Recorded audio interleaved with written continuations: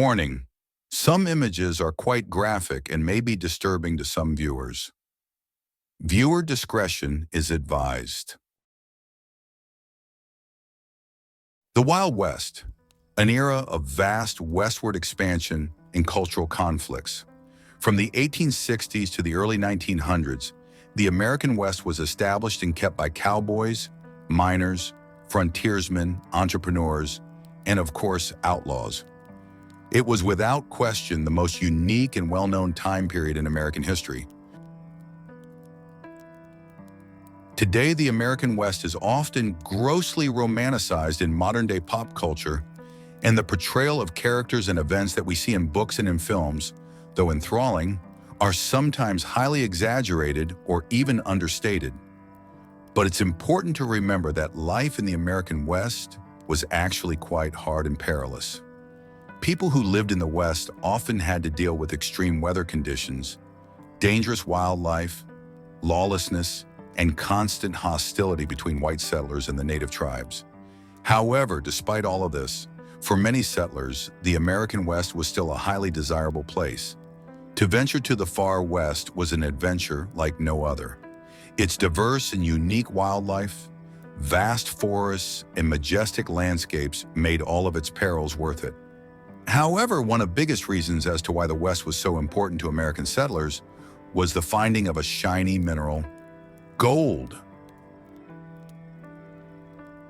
Gold was discovered in California in 1848, and for the next 50 years, it was one of the primary sources of economic income in the country. On average, in the 1850s and 60s, gold was worth $20 an ounce. That's equivalent to nearly $800 in today's money, and during the Civil War, gold's value nearly tripled to $47 an ounce. In 1864, a pound of gold was worth over $680, nearly $14,000 in today's money, and back then, that was enough to buy over 6,000 acres of untouched land. And during the time of the American West, more land equaled more power. Gold mining was one of America's largest industries, producing hundreds of millions of dollars every year. But gold wasn't the only precious metal that was mined in the mountains and rivers of the West.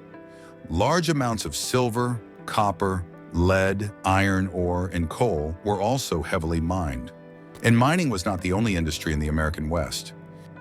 Ranching, farming, logging, the fur trade, and the expansion of the railroads were all major enterprises that helped build the country.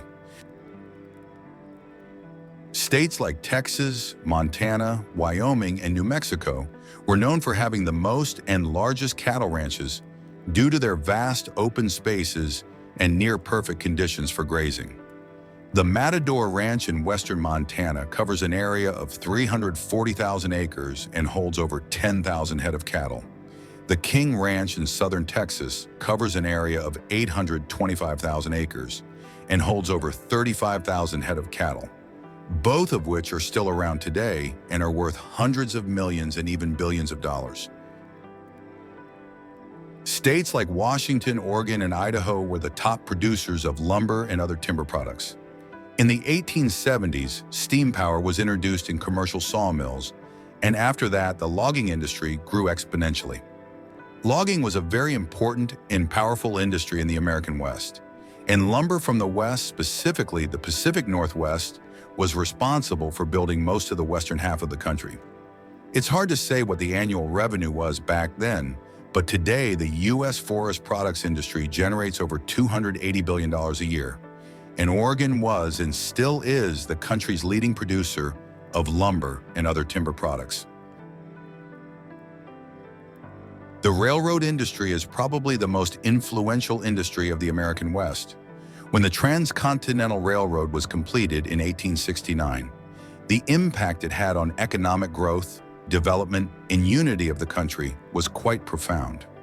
Companies like Union Pacific, the Central Pacific, the Pennsylvania Railroad, and eventually the Kansas Pacific Railroad all became the largest, wealthiest, and most important companies in the entire country. One of the most significant figures of the development of the railroad system, Cornelius Vanderbilt, was at one time the wealthiest person in the country. At his death in 1877, his net worth was $105 million. That's nearly $3.2 billion in today's money. And today, Union Pacific generates over $24 billion in revenue annually. And there are over 140,000 miles of railway across the country. All of these great Western industries not only brought in massive revenue and millions of settlers, but also, quite unfortunately, rebellion. Possibly the darkest part of all American history was that of the American Indian Wars. Cultural and religious differences, ownership of land, and an obvious language barrier were some of the many contributing factors as to why there were so many conflicts between white men and the natives. Conflicts that lasted over 300 years. Some of the most well-known conflicts between white men and the natives were the ones that were fought over placement of railways and settlements, logging, furs, resources such as food and water, and other goods. And of course, the enforcement of reservations. From the 1860s to the 1880s, dozens of battles raged on across the West. Possibly the most infamous of all these battles was the battle at Little Bighorn in June of 1876. Lieutenant Colonel George A. Custer led 210 men into the Crow Indian Reservation in south-central Montana to fight the Cheyenne, Arapaho, and Lakota warriors who were led by the famous war chieftain Sitting Bull. Custer's role was to enforce the U.S. government's policy of forcing tribes back into their designated reservations. Unfortunately, the battle didn't quite go as well as Custer hoped it would. Army intelligence estimated that there was only around 700 to 800 of Sitting Bull's warriors, when in fact there was actually about 2,000, all armed and all on horseback. All 210 men and Custer himself were killed, where only about 100 of the natives were killed. This battle is also known as Custer's Last Stand, and the memorial that lies on the land today is a reminder of his brutal defeat. As for Sitting Bull, he was eventually killed by the police in December of 1890. In total, from 1865 to 1924, an estimated 1,700 natives were killed in battles or massacres. This horrific chapter in American history, though tragic, was a defining moment for the future of both white and indigenous peoples across the country. Another tragic massacre that occurred in the American West was that of the mass slaughtering of the great North American bison. In 1800, the bison population was estimated around 60 million. Then, in less than 100 years, nearly the entire population were killed. By 1889, the population of bison was estimated to only be 561. Bison were killed mostly for their furs, and sometimes even killed for just being where they shouldn't have been. And, unfortunately, most of the time, their meat was never harvested and their lifeless bodies were just left to rot. The North American bison once lived in almost every state, and virtually all native tribes that lived in the country relied on them for meat. The mass killings of the bison was another cause that resulted in the American Indian Wars. Thankfully, in May of 1894, the U.S. Congress passed an act to protect birds and animals within Yellowstone National Park that was established a couple decades before. This act made it illegal to hunt bison within the park, and it was an offense that was punishable by prison time. Yellowstone National Park served as a sanctuary for the remaining population of bison, and soon as other national parks and wildlife reserves were created, the population slowly began to grow. Today, the North American bison is still protected, and though the population is still quite low, they are no longer an endangered species. Now, of course, you can't talk about the American West without mentioning the outlaws and the gunslingers. The American West was loaded with corruption and crime, due in part to the lack of centralized law enforcement, rapid population growth, and of course, the alluring wealth of gold, silver, furs, and other tempting treasures. One of the most common crimes that occurred in the American West were train robberies. This is where a group of outlaws, or sometimes even natives, would find ways to stop or derail trains, board them, and rob either the cargo or the passengers of all their valuables. The notorious outlaw Jesse James and his gang were famous for robbing trains. One of the most famous train robberies occurred on June 2nd, 1899, near Wilcox, Wyoming, when the infamous gang, the Wild Bunch led by Butch Cassidy, stopped a Union Pacific train, forced all of its crew off, detached its locomotive, drove the locomotive across a bridge, then with dynamite blew up the bridge. After that, they then used more dynamite to blow up a safe on one of the express cars and looted all that was inside.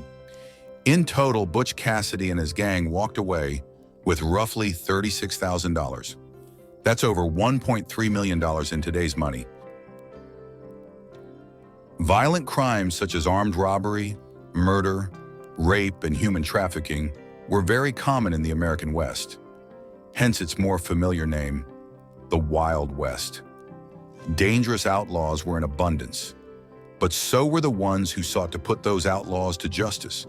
Bounty hunters, vigilantes, and lawmen were the ones who brought a bit of peaceful balance to the corruption and violence. This level of retribution led to another well-known conflict in the American West, the gunfights. However, gunfights were actually pretty rare. They are yet another exaggeration of the entertainment industry, but that being said, gunfights did still occur.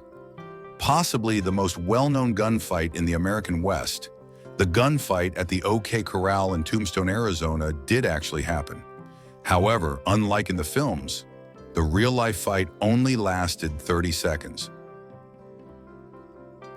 Even though gunfights were not very common, it's estimated that about 20,000 people were killed by gunshot wounds between 1866 and 1900. Only 3 men were killed at the gunfight at the OK Corral.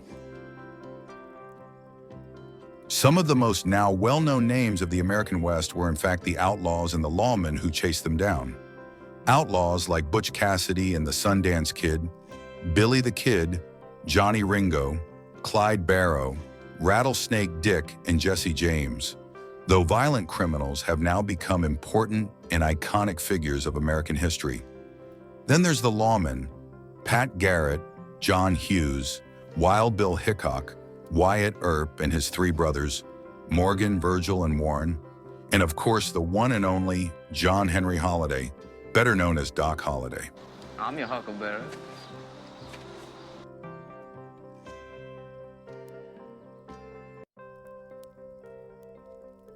In 1890, the U.S. Census Bureau declared that due to most of the unsettled western land being already settled, the American frontier was closed. It wasn't until 1912 when Arizona and New Mexico were admitted into the Union, and the last true western frontier territories were surrendered, and the era of the American West had ended. And even though the American West only lasted a few decades, it was undoubtedly the most iconic time in American history.